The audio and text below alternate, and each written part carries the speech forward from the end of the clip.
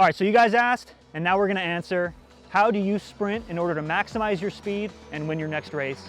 Let's get into it.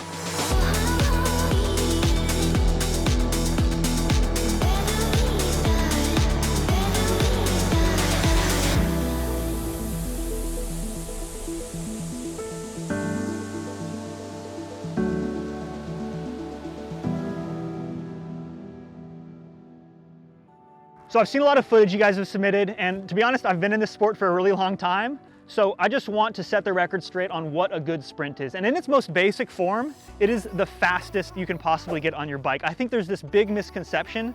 It's just the most powerful, highest wattage you can achieve. And I think a lot of people, on Strava want to advertise that fact, but the most powerful sprint oftentimes isn't the fastest sprint, which is kind of counterintuitive because power is just one part of the equation. You also have to be really aerodynamic and get low on your bike out of the wind, even if it's at the cost of some of your power. Because again, it's all about maximum speed. That's how you win races. So that's what we're gonna do today. We're gonna look at both elements. First, I wanna look at what does it take in order to maximize your power on the bike, and then I wanna look at what it takes in order to maximize your aerodynamics on the bike, and then hopefully at the end of it, we'll be able to put those two items together.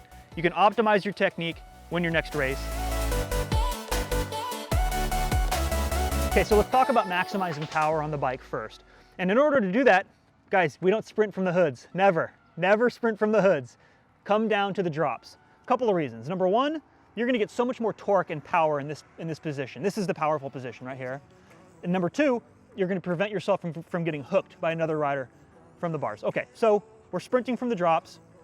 We lift our butt out of the saddle. We shift our weight very slightly forward over the handlebars. Now, a lot of people shift their weight too far forward. You'll know if you've done that because your rear wheel will start skipping around as you're trying to sprint. You're still balanced on the bike. Now let's talk about power generation because it's at the end of the race, right? Your legs are tired. You want to rely on your biceps, your shoulders, your chest. How do we do that? As you're pushing down with your right leg, you are simultaneously pulling up with your right arm.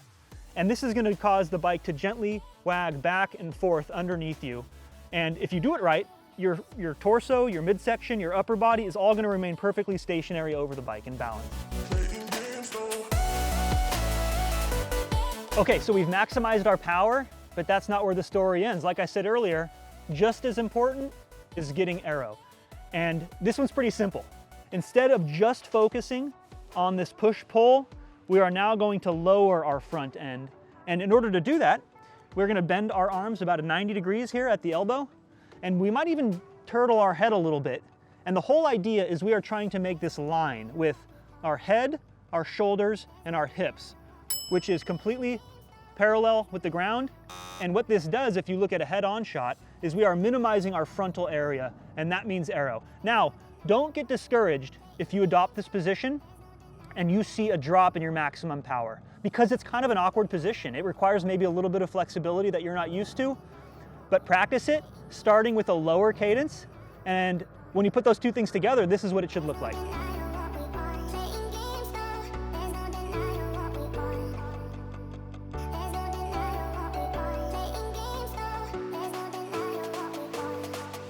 Okay, so like I said, don't get discouraged if this doesn't come as second nature for you guys. It certainly didn't for me, just like anything else in this sport. Practice makes perfect, stay after it, start with a low power, low cadence, and I promise, eventually it's gonna feel like second nature. You won't even be thinking about it at the end of your next race.